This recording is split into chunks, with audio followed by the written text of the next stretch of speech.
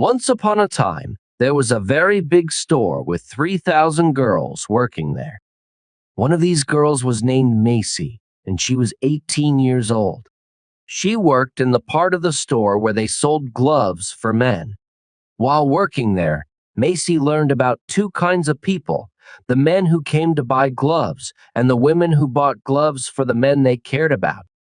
She also learned many things from the other girls who worked there, and she kept all this knowledge in her mind like a secret.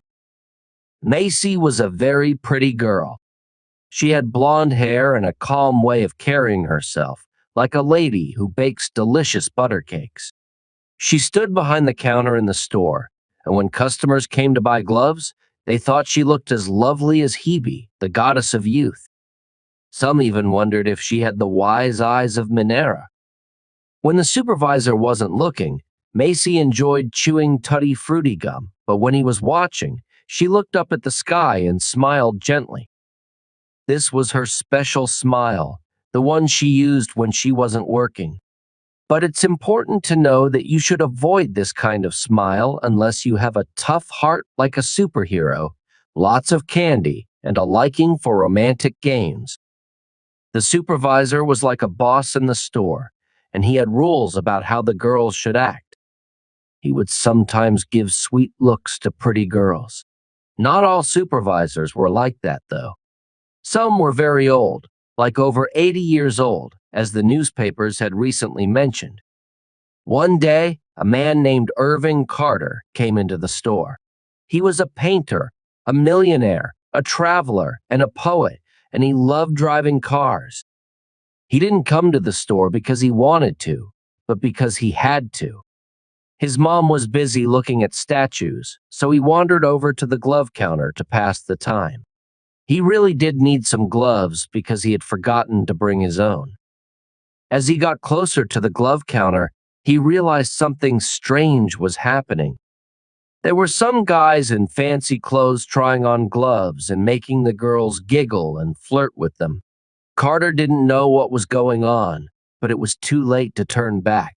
That's when he saw Macy behind the counter, looking at him with her beautiful blue eyes, like sunshine on an iceberg floating in warm sea. Then Irving Carter, who was a painter, a millionaire, and so on, felt his face turn warm. But not because he was shy, he blushed because he realized something important. He was acting like the other guys who were trying to impress the giggling girls at different counters in the store. He realized he was no different from them. He wasn't special. He wanted the attention of a glove salesgirl just like any other guy.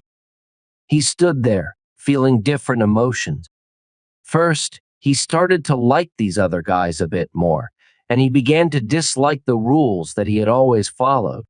He felt brave and decided that he wanted this perfect girl for himself.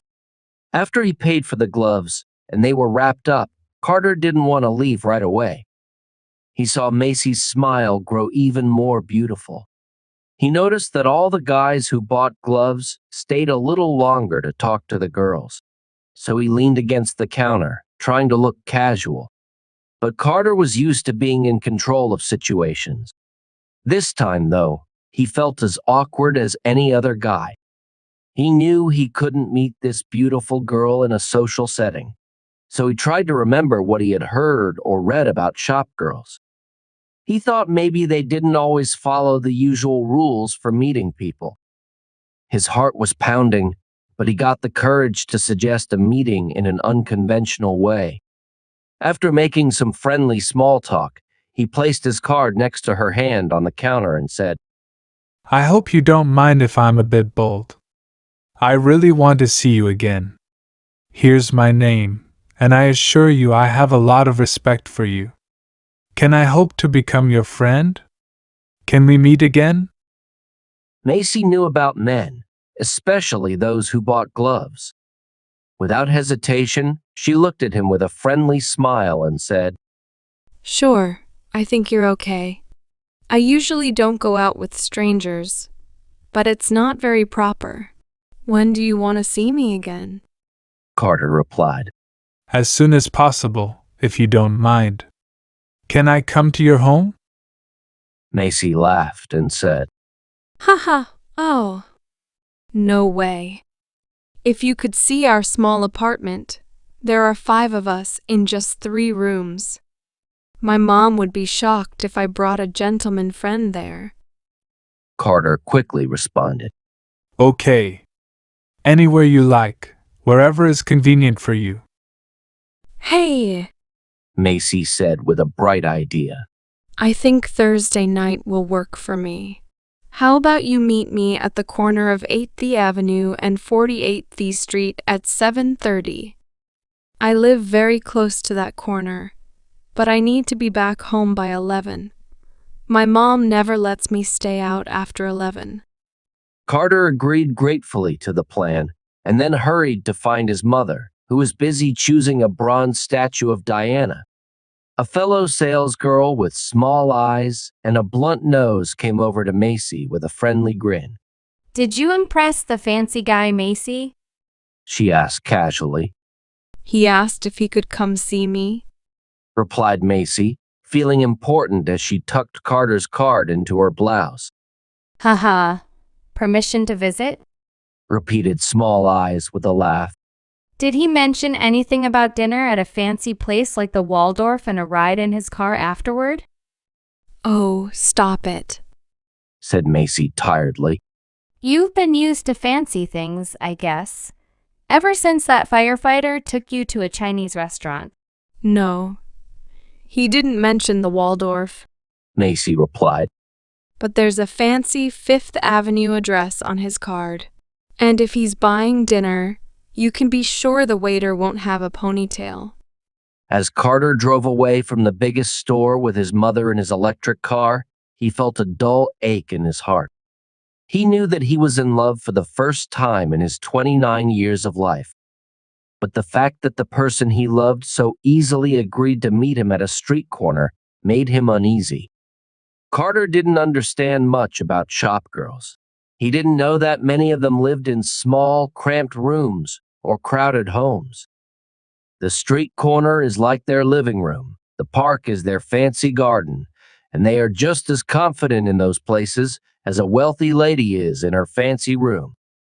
2 weeks later, in the evening, Carter and Macy walked arm in arm into a small, dimly lit park. They found a quiet bench under the trees and sat down. For the first time, Carter put his arm gently around her. She leaned her head against his shoulder and sighed with relief. Wow. Macy said, feeling grateful. Why didn't you do that sooner? Macy, Carter said seriously. I love you very much. I'm asking you to marry me. You've gotten to know me, and I hope you trust me. I want you, and I can't imagine my life without you.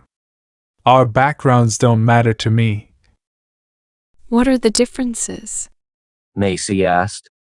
Well, there really isn't any difference, Carter replied quickly, except in the minds of people who don't understand. I can give you a life of comfort and luxury. I have good social standing, and I have enough money. They all say that, Macy remarked. They promise you the world. I bet you work at a food store or spend your time at horse races. I'm not as naive as I seem. I can show you proof of everything. Carter said gently. I want you, Macy. I fell in love with you the first time I saw you. Carter pleaded. Everyone says that Macy chuckled. Listen to me, my dear. Since I looked into your eyes for the first time, you're the only woman I thought about. Carter said. Oh, you're quite the joker. Macy smiled. How many other girls have you told that to? But Carter didn't give up. Eventually, he reached the tender, delicate part of the shopgirl's heart that was hidden beneath her beautiful appearance. His words touched her, even though she tried to keep her guard up. She looked up at him with eyes that really saw him. A warm feeling spread across her normally cool cheeks.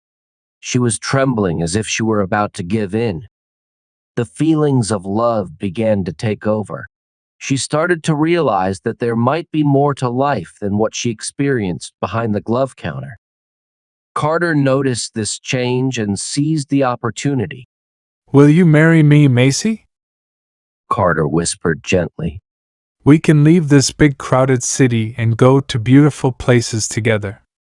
We'll forget about work and business, and life will be like a never-ending vacation. I know the perfect place. I've been there many times. Imagine a place where it's always summer, with waves gently lapping at a beautiful beach, and everyone is as happy as children. We'll sail to those shores and stay there as long as you want. In one of those far-off cities, there are magnificent palaces and tall buildings filled with beautiful paintings and statues. Instead of regular streets, the city has canals, and people travel in. Macy interrupted, sitting up.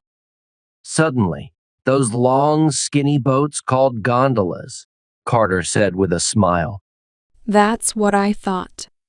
Said Macy. She continued. Carter, we'll travel to see anything and everything we want in the world. After visiting European cities, we'll go to India, where you can ride on elephants and see amazing Hindu and Brahmin temples. We'll explore Japanese gardens and witness camel caravans and chariot races in Persia. We'll experience all the unique things different countries have to offer. Do you think you'd like that, Macy? Macy stood up. I think it's time we head home. It's getting late.